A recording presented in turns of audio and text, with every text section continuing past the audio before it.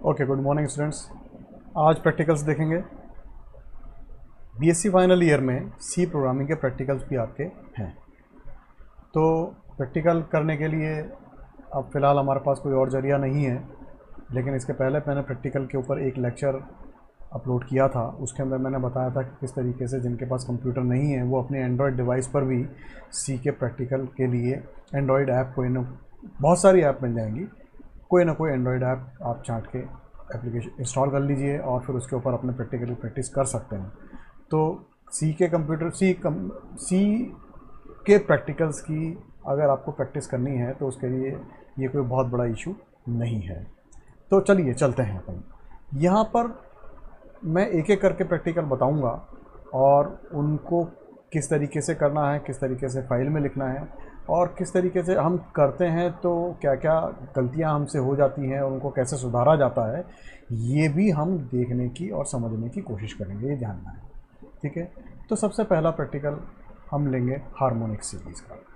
तो harmonic series किस तरीके से हम हार्मोनिक सीरीज़ का सम निकालते हैं, ये हम इस प्रैक्टिकल में जानने की कोशिश करेंगे और उसकी कोडिंग कैसे होगी ये भी जानने की कोशिश करेंगे। तो हमेशा प्रैक्टिकल फाइल में सबसे पहले तो क्या होता है कि जो लिखने का तरीका होता है, प्रैक्टिकल फाइल में हम लिखते हैं प्रैक्टिकल नंबर 1 और फिर हम उसको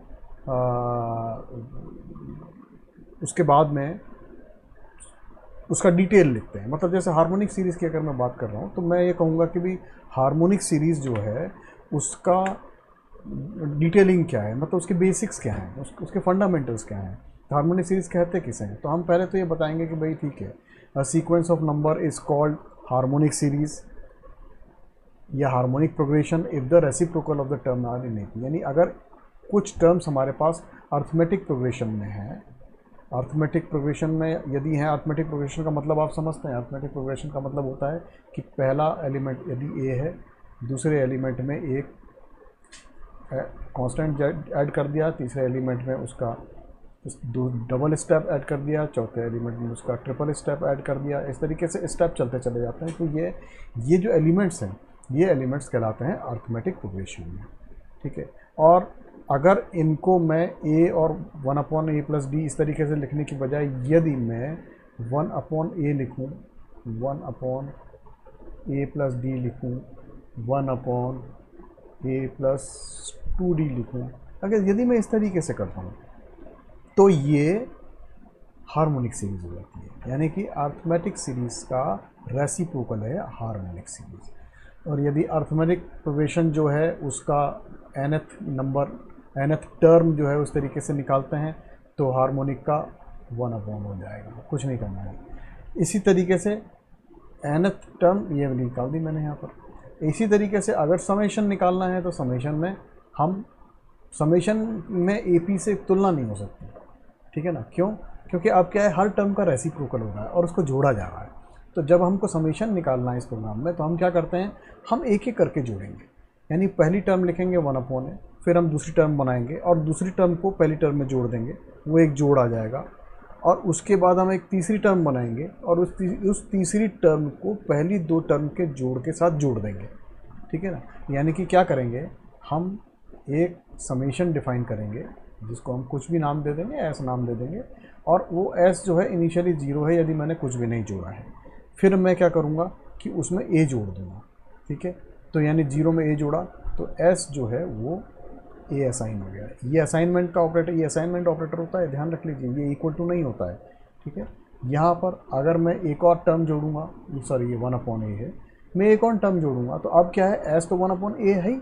ठीक है, तो मैंने अब क्या करा कि उस एस में, यानी ये जो एस था जो कि 1/a था, इसके अंदर 1/a+d भी जोड़ दिया। अब ये जो दोनों मिलके ये असाइन हो गया। अब मैं नया एस जो लूँगा वो क्या होगा, ये जो एस बना यानी s + 1/a+d, उसके अंदर 1/a+2d ये ऐड कर दूँगा। ठीक है, तो इस तरीके से करते चले जाएंगे, जितनी भी टर्म्स होंगी उनके बारे में बात कर लेंगे। तो चलिए सबसे पहले इसका एक फ़्लो चार्ट बनाते हैं। फ़्लो चार्ट से क्या होता है कि हमको एक आइडिया लग जाता है कि हमें क्या चीज़, जो प्रोग्राम है उसको हमको बनाना किस तरीके से, प्रोग्राम का एक तरह से स्केलेटन होता है। तो स्टार्ट और एंड जो होता है ये तो एक कन्वेंशन है, हम लिखते हैं यहाँ प्रोग्राम स्टार्ट हो रहा है और यहाँ एंड हो रहा है। सबसे पहले हम input the number of terms करेंगे क्योंकि हमको नंबर ऑफ टर्म्स चाहिए। सेकंड चीज़ पे हम कैलकुलेशन करेंगे। कैलकुलेशन का मतलब ये है कि हम तय करेंगे कि जो एस है वो क्या है, ठीक है। और फिर हम एस को बार बार जोड़ेंगे, एस प्लस नेक्स्ट टर्म, इस तरीके से करते है ना। और फिर जो फाइनली रिजल्ट आएगा ऐसा ये बार बार चलता चला जाएगा। ये जो है ना ये साइकिल बनेगा हमारा एक तरह से, और ये साइकिल जब तक रिपीट होगा जब तक कि ये नंबर ऑफ टर्म्स वाली बात को अचीव नहीं कर लेगा। यानी मैंने यदि कहा है कि मेरे को 15 नंबर ऑफ टर्म्स का हमको जोड़ निकालना है तो 15 बार वो साइकिल चलेगा। उसके बाद जो फाइनली एस आने वाला है उसको हम डिस्प्ले करा देंगे स्क्रीन पर। इतना सा काम करना है। तो कैसे प्रोग्राम बनेगा ये देखिए, ये जो है इसका प्रोग्राम दे रखा है यहाँ पे। इसमें सबसे पहले इंक्लूड stdio.h, दूसरी फाइल भी इंक्लूड करी है conio.h, और ये मेन फंक्शन शुरुआत करी मैंने। उसके बाद एक इंटीजर वेरिएबल डिक्लेयर किया और दो फ्लोट वेरिएबल डिक्लेयर किए, ठीक है। ये डिक्लेरेशन स्टेटमेंट्स हैं। और उसके बाद नीचे आए, हमने जो यूज़र है उससे पूछा, ये जो चीज़ है ये थोड़ा सा इसकी आवश्यकता यहाँ पर नहीं थी इसलिए मैं इसको हटा रहा हूँ, है ना। तो एक प्रिंटफ स्टेटमेंट दिया जिसमें हमने यूज़र से पूछा कि भाई आप जो वैल्यू लेना चाहते हैं इस प्रोग्राम की या इस हार्मोनिक सीरीज़ की वो किस टर्म तक लेना चाहते हैं। तो enter the value of the series, तो हम 6, 7, 8 जो भी कुछ है वो देंगे। ये जो होगा एक इंटीजर होगा, इसलिए स्कैनएफ में मैंने इंटीजर काम में लिया, ठीक है। नाउ अब मैं क्या करता हूँ, अब उसके बाद टर्म को मैंने जोड़ना है। तो sum is equal to sum plus 1/i। पहली टर्म है तो 1/1, दूसरी है तो 1/2, तीसरी है तो 1/3, इस तरीके से हर टर्म आती चली जा रही है। तो हम क्या कर रहे हैं, अभी हम बिल्कुल सिंपल ही सीरीज़ जोड़ रहे हैं। हार्मोनिक सीरीज़ मतलब ये सिंपल हार्मोनिक सीरीज़ है, यानी कि इसके अंदर क्या है, ये 1, 2, 3, 4, 5, ये बिल्कुल सिंपल जो गिनती है ना, ये अर्थमेटिक प्रोग्रेशन है, ये भी है। तो हार्मोनिक प्रोग्रेशन इसकी क्या हुई, 1/1, और दूसरी टर्म 1/2, तीसरी टर्म 1/3, चौथी टर्म 1/4 एंड सो ऑन। यानी हम इसका समेशन करने वाले हैं, a+d वाली चीज़ नहीं ले रहे हैं, उसको उतना एडवांस अभी नहीं जा रहे हैं फिलहाल। हम चाहें तो अपने प्रोग्राम को उस तरीके से भी बना सकते हैं, लेकिन फ़िलहाल हम इनिशियल चीज़ ले रहे हैं। ये मैंने सम डिफ़ाइन किया, और ये सम कितनी बार रन होना है उसको मैंने फॉर लूप से डिफ़ाइन किया। तो फॉर लूप लगाया, फॉर लूप में फॉर i = 1 to दिस, कब तक, जब तक कि वो n नहीं हो जाता, ठीक है ना। तो ये जो चीज़ है इसको बार बार वो रिपीट करेगा जब तक कि वो अचीव नहीं कर लेगा टोटल सम, ठीक है। और फाइनली वो क्या करेगा, ये आपको ये यहाँ प्रिंटफ ये आंसर दे देगा कि ये सम ये है, और फिर फाइनली वो एक बार रुक जाएगा गेट कैरेक्टर। हालांकि इसकी भी आवश्यकता नहीं है इस प्रोग्राम में, जो कंपाइलर मैं यूज़ करूँगा उसके अंदर गेट कैरेक्टर की आवश्यकता पड़ेगी नहीं, पर फिर भी कई बार आप जो कंपाइलर यूज़ करते हैं उसमें गेट कैरेक्टर की आवश्यकता इसलिए पड़ती है ताकि हमारा जो प्रोग्राम है वो रन होने के बाद जो डिस्प्ले दे वो डिस्प्ले आगे ना चला जाए, हम उसको रोक देते हैं डिस्प्ले को नहीं, इसके लिए काम में आता है। तो फाइनली जब मैं इस प्रोग्राम को रन करूँगा तो मेरे पास इस तरीके से ये स्क्रीन आएगी आउटपुट की, जिसमें पूछेगा enter the value of the series. मैंने एंटर किया 6, तो ये आंसर दे देगा, the answer is answer is 2.450000, right. तो ये इसका हार्मोनिक सीरीज़ के समीशन का प्रोग्राम है, ठीक है ना। तो यही प्रोग्राम यदि हम रन करने की कोशिश करें तो भाई इसको रन कैसे करेंगे, तो हमको ये भी आना चाहिए, और हमको ये भी पता होना चाहिए कि भाई जब हम रन करते हैं तो सी कंपाइलर की वजह से आपके प्रोग्राम में थोड़ा डिफरेंस हो सकता है। साथ ही साथ आप टाइप कर रहे हो, एंटर कर रहे हो, उसके अंदर आपके टाइप करने में कोई गलती हो सकती है, आपके लिखने में कोई गलती हो सकती है, आपके समझने में कोई गलती हो सकती है।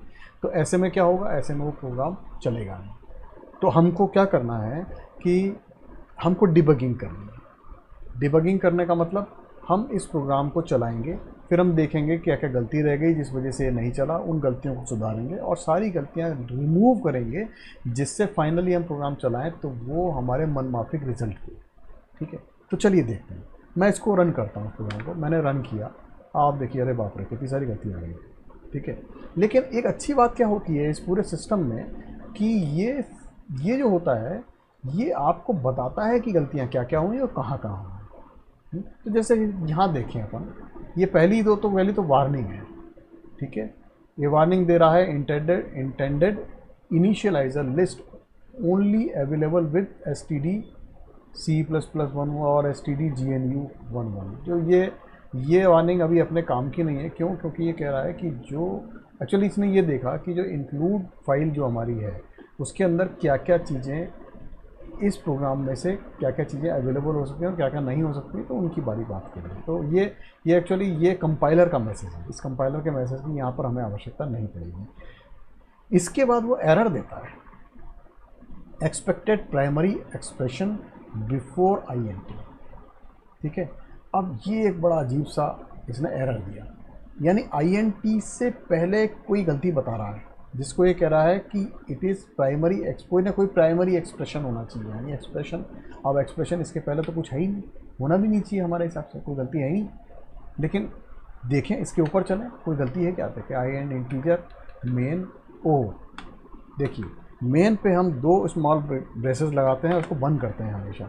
ये फाइनल करने के बाद ही हम उसको आगे चला पाते हैं, ठीक है। ये मेन फंक्शन प्रॉपर्ली डिफाइन होगा तभी तो आगे बढ़ेगी बात। तो मेन फंक्शन ही डिफाइन नहीं हुआ था, एक ब्रेसेस ही हटा दिया था हमने, एक ब्रैकेट ही हटा दिया था हमने।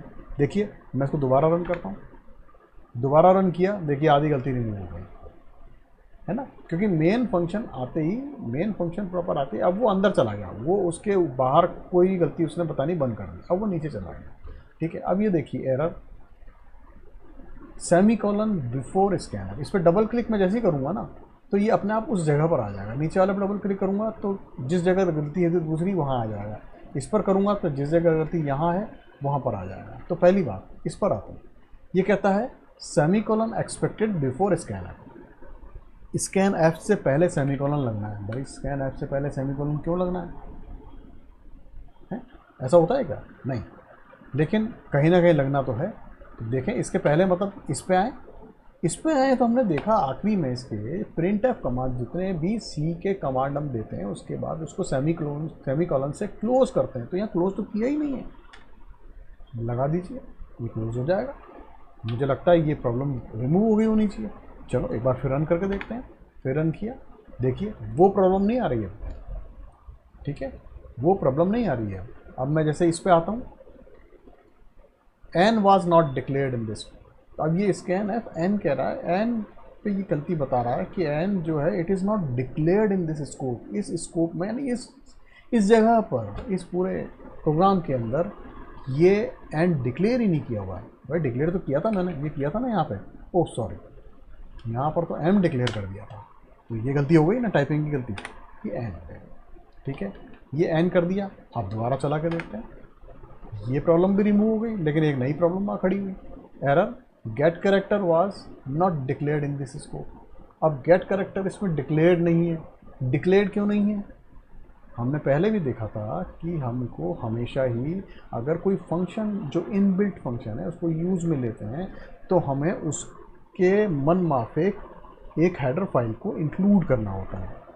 तो यहाँ पर भाई ये stdio से काम नहीं चल रहा, एक और इंक्लूड coino.h, ये एक और फाइल है, इसको इंक्लूड करे बिना ये गेट कैरेक्टर भी वर्क नहीं करेगा। अब होपफुली हमारी सारी गलतियाँ रिमूव हो गई हैं। हम इसको एक बार और रन करते हैं तो ये हमारा आउटपुट बॉक्स खुल जाता है और ये हमसे पूछता है कि भाई कितनी सीरीज़, कितने नंबर ऑफ टर्म्स हमको बनानी है। मैंने कह दिया, मान लीजिए वही कहता हूँ जैसे 6, आंसर इज़ 2.450000, करेक्ट, ठीक है। इसके बाद मैं आगे बढ़ जाता हूँ। जैसे गेट कैरेक्टर क्या कहता है, गेट कैरेक्टर हमेशा कहेगा कि आप कोई ना कोई प्रेस कीजिए वरना मैं रुका हुआ हूँ, है ना।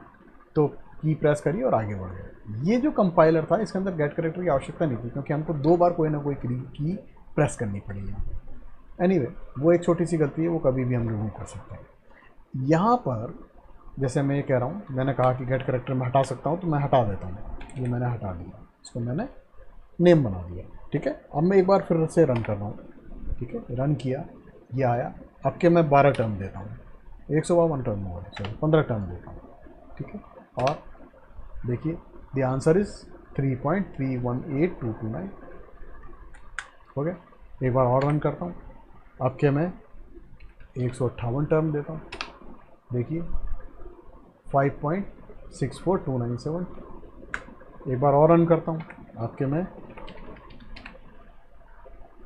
12,587 टर्म देता हूँ, तो ये आया 10.017686। आसान काम है, ठीक है, प्रोवाइडेड कि हमने प्रोग्राम बहुत ही सही ढंग से बनाया हो। ये बात हमेशा ही हमको ध्यान रखनी है, ठीक है। तो भाई जो प्रोग्राम है उसको प्रॉपर वे में बनाना, तभी हम आउटपुट ले पाएंगे। तो ये प्रोग्राम प्लस ये आउटपुट दोनों ही हम अपनी प्रैक्टिकल फाइल में लगाएंगे, इनका प्रिंट आउट निकाल के लगाएंगे। सबसे आइडियल सिचुएशन होती है कि हम प्रिंट आउट निकाल के लगाएं। अगर हमारे पास प्रिंट आउट निकालने की कोई सुविधा नहीं है किसी कारण से, जो कि इस काल में तो नहीं होगी, तो हम क्या करेंगे, हम कॉपी में इसको लिख लेंगे प्रॉपर वे में, आउटपुट को भी प्रॉपर वे में लिख लेंगे और इसको भी प्रॉपर वे में लिख लेंगे। इतने से हमारा काम चल जाएगा। तो इस तरीके से हमारा पूरा प्रोग्राम का रिप्रेजेंटेशन बन जाएगा, ठीक है। तो इसी तरीके से हम आगे भी हम प्रोग्राम नेक्स्ट जितने भी हम संभव होगा उतने प्रोग्राम हम बनाएंगे और बीच बीच में हम इन चीज़ों को लेंगे, क्योंकि सी प्रोग्रामिंग की जो थ्योरी का काम है वो हमारा कंप्लीट हो चुका है।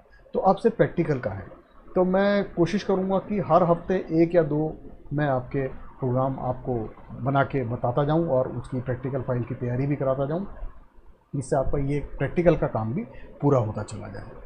तो अब ये जो चीज़ है, अब जब भी हम देखेंगे सीरीज़, जब भी हम नेक्स्ट प्रैक्टिकल के लेक्चर पे आएंगे तो हम सॉल्व करेंगे एक क्वाड्रेटिक इक्वेशन को और उसका प्रोग्राम बनाएंगे और उसके रूट्स निकालने की कोशिश करेंगे, ठीक है। So until then all the best and next lecture के लिए बिल्कुल तैयार रहना।